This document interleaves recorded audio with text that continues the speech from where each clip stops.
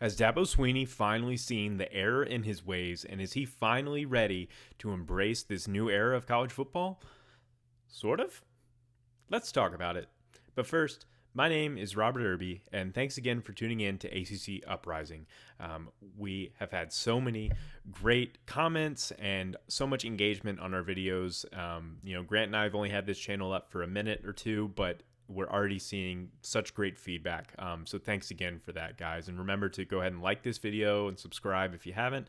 And again, would love to hear your comments. We respond to every single comment, so please talk to us. We'd love to hear from you.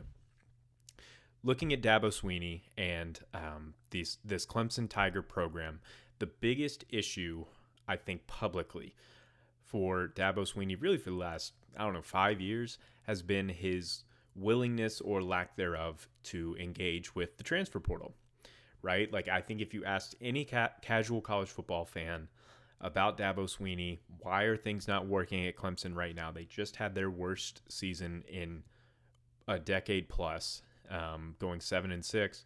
I think they would say it's because Dabo Swinney doesn't bring in any transfers. And, I think there is a bit of a misnomer out there that Dabo Swinney is just philosophically opposed to the transfer portal.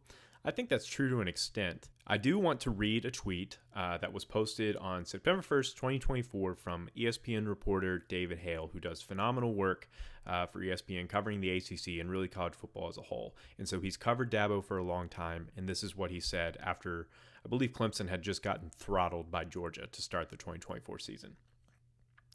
I've said this before, but it warrants repeating. The portal thing is a red herring for Clemson. The problem is an overestimation of its own players. Dabo has kicked the tires in the portal. He just never finds players he likes more than the ones he has, and that's bad. So again, Dabo is not opposed completely to the transfer portal.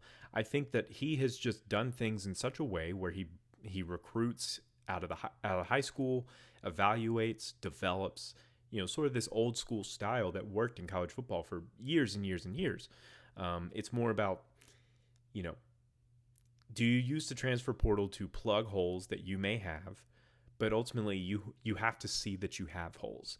And I think he has failed to honestly evaluate his team for the most part, right? Like, they've been good enough to kind of hang in that 9 or 10 win range. Aside from last year, they were worse than that. But if they want to compete for national championships and everyone else is bringing in transfers, you got to do it too. Well, it looks like Dabo's starting to do it.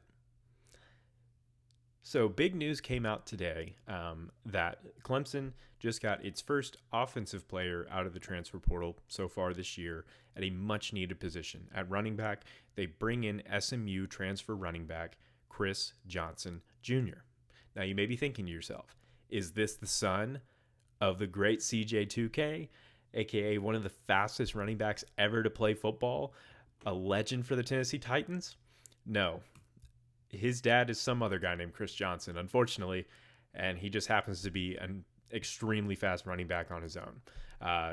Johnson has kind of made the rounds before being at SMU. He was at Miami, so he's very familiar with the ACC.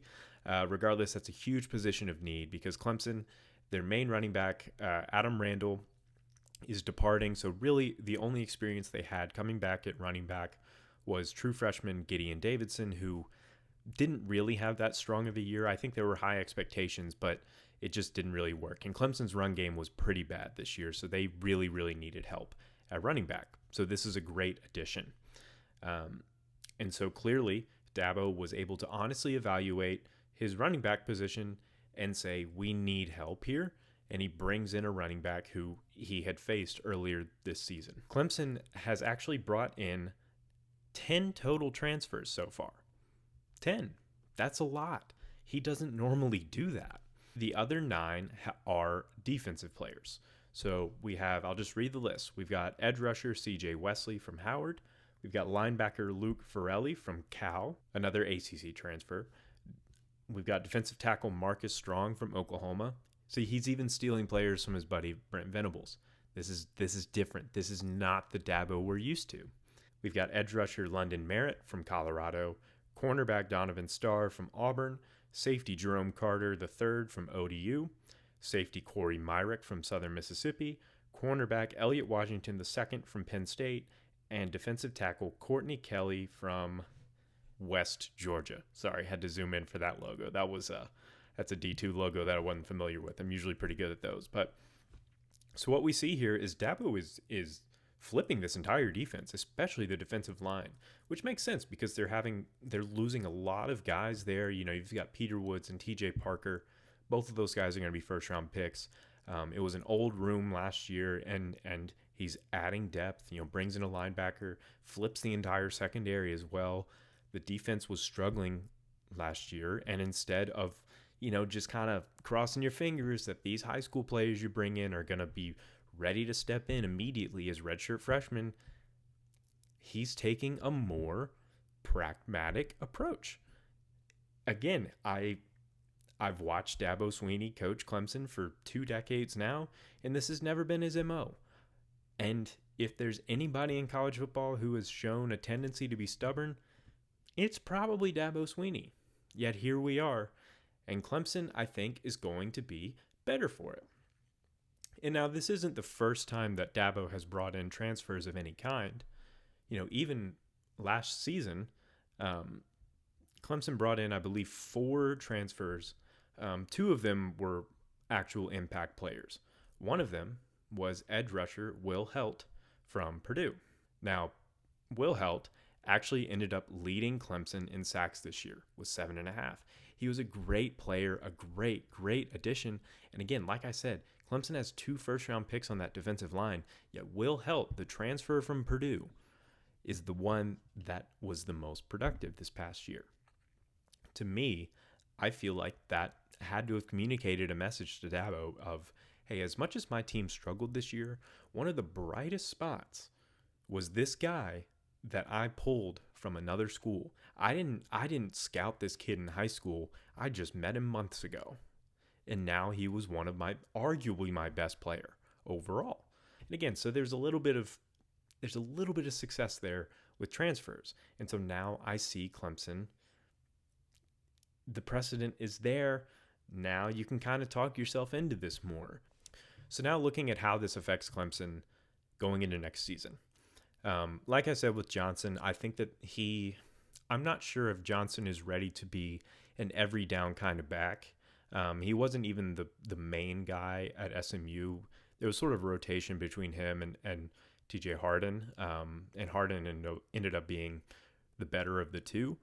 So I'm not expecting Johnson to be kind of like this bell cow type running back, but he's really productive. And if Davidson, you know, can hit the weights and bulk up a little bit and ultimately affect his or improve his field vision a little bit, you know, the running game has room for improvement. Looking at Clemson's passing game a little bit, they're bringing in an old new offensive coordinator in Chad Morris, who was the offensive coordinator, you know, for the Taj Boyd era. A little bit after that, I think he might have overlapped with Deshaun Watson a smidge, but he was not the offensive coordinator for any of those teams that went to the national championship. So it's kind of an older style offense. But at receiver, you know, they lose Antonio Williams, who does go pro, but they're bringing back Bryant Wesco. They're bringing back TJ Moore. You know, you'd like to see them grab another receiver or two out of the transfer portal. You know, long time left in this cycle, so perhaps they will. At quarterback, who knows? I mean, we've seen them linked to a handful of names. I mean, we've seen them linked to Dylan Raiola. We've seen them linked to DJ Lagway. Who knows what's going to happen? You know, personally, I got to see Chris Denson there. Believe he was a true freshman this year, was a 4-star recruit. The kid looked like Lamar Jackson running around out there. It was awesome. Granted, he was in garbage time against Furman, but he had 7 carries for like 107 yards or something like that. Like he is lightning in a bottle. And with how much that Chad Morris offense is going to kind of make that quarterback into a superhero, the quarterback is throwing a lot and he's running a lot. You know, if you look at kind of that system, and it carried over past Chad Morris into the Tony Elliott days at Clemson. So with Deshaun Watson and Trevor Lawrence, and now Tony Elliott's carried that with him to UVA, and what Chandler Morris, Chad Morris's son, did at UVA this year, where he just bears the weight of the entire offense. I hope Denson can be that guy. I don't think it's Christopher Vizina. I'm just not as big a fan personally. Or maybe it's a transfer out there. But regardless, I think the message that has been made clear is Dabo is plugging every single hole he can on that defense right now, and I think they're going to be better for it. Who knows how these guys will gel together? A lot of them are pretty underknown, but I think that there's a lot of promise there on their defense, especially with Will Held coming back. Offensively, offensive line has some work to do. Running game should be good. Receivers should be good. Can they get a quarterback? I don't know. There's still some work left to do, but things are trending in the right direction if you're a Clemson fan. And if in what feels like a do or die season for Dabo and the Tigers, they might just do it.